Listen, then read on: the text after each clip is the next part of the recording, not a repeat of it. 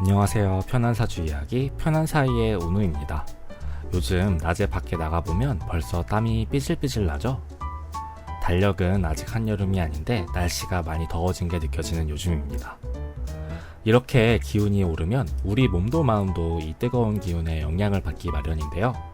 그래서 준비했습니다. 지난 시간 나무에 이어서 오늘은 이 날씨처럼 뜨거운 오행, 사주에 불이 많으면 어떤 특징이 있는지 알아볼게요. 불의 특징을 먼저 알아봐야겠죠? 불은 다른 오행들과 다르게 스스로 빛을 내고 있습니다. 그래서 뭘 해도 티가 잘 나는 가시성이 좋은 오행입니다. 티가 잘 나면 또 무슨 특징이 있을까요? 화려하면 티가 잘 나겠죠? 불은 화려함도 특징으로 갖고 있습니다. 또 지난번 병오년 운세에서도 말씀드렸지만 불이 타기 위해선 여러 조건이 갖춰져야 하기 때문에 지속성이 약한 것도 특징입니다. 지속성은 약한 반면 단시간에 눈에 띄는 화려한 성과를 보여주어야 하기에 성격이 급해지기 쉽습니다. 불같은 성격이라는 말도 이런 특성에서 비롯된 거예요. 인생의 시기로는 청소년, 청년의 시기에 해당하는데 넘치는 에너지와 패기가 있지만 경험이 부족한 시기라 기세는 좋지만 능숙함은 부족한 느낌이 있습니다.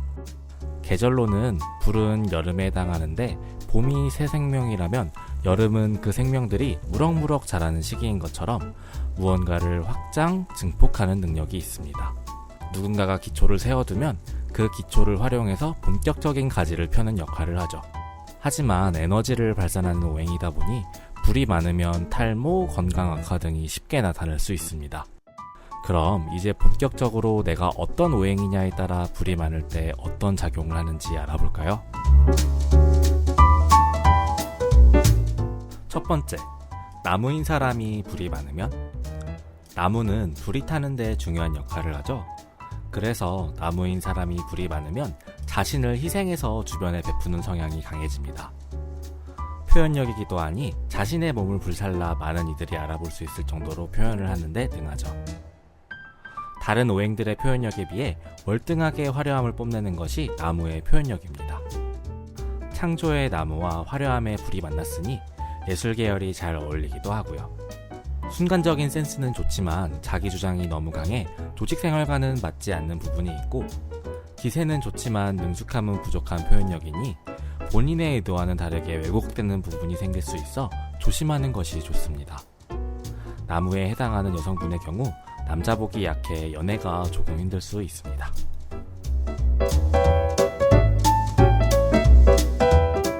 두 번째, 불인 사람이 불이 많으면? 같은 기운이 뭉치면 기본적으로 자기 고집, 의지, 승부욕 등이 강해지는데 불이 많은 사람에게 경쟁자란 스트레스이기도 하지만 역설적으로 나를 더 크게 불타오르게 만드는 땔감과도 같습니다. 혼자 있을 때는 얌전한 난로불이지만 강력한 라이벌을 만나면 걷잡을 수 없는 산불처럼 타오르죠. 여러분이 쉽게 상상할 수 있는 그림대로 매사에 열정적이고 호쾌한 면이 있으나 침착함이나 꼼꼼함은 조금 떨어지는 부분이 있습니다.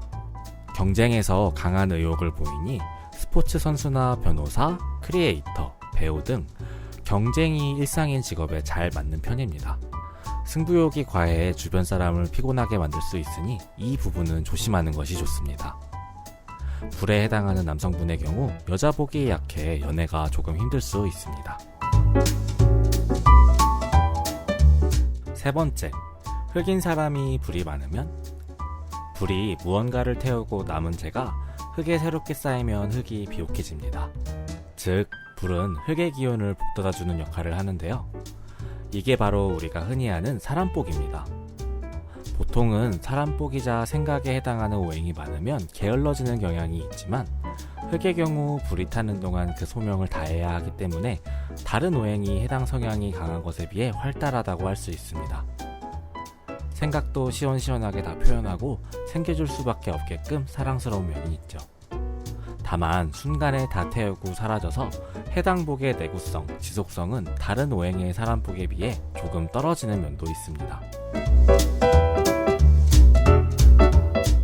네 번째, 금인 사람이 불이 많으면? 쇠, 귀금속을 가공할 때는 불을 사용하죠. 불을 이용해 거칠고 모난 부분을 녹여내 용도에 맞는 형태로 변형시키는 것처럼 금인 사람에게 불은 규칙, 수능, 인내, 관리 등으로 작용합니다.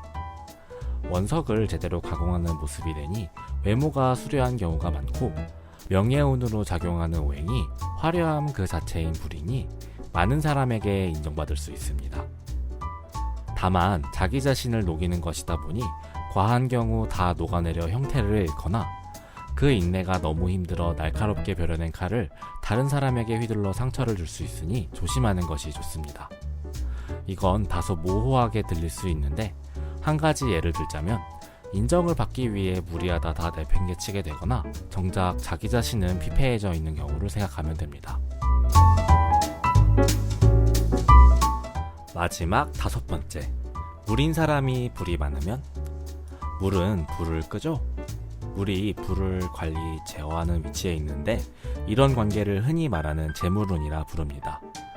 물의 특성상 본인을 드러내지 않는 것도 있어서 직접 나서진 않고 뒤에서 투자만 하거나, 노래를 직접 부르거나 직접 쓰는 것이 아닌 디렉터의 역할만 한다거나 하는 식으로 보이지 않는 곳에서 상황을 통제하는 능력이 있습니다. 다만 은밀하게 돈을 번다는 행위가 잘못 흘러가면 남을 속여서 돈을 버는 것이 될 수 있으니 선을 잘 지키는 것이 중요합니다.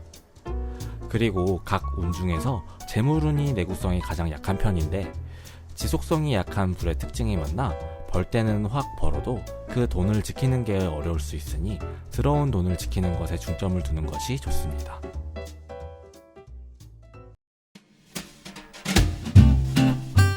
오늘은 이렇게 화려하고 열정적인 오행, 불에 대해 알아봤습니다.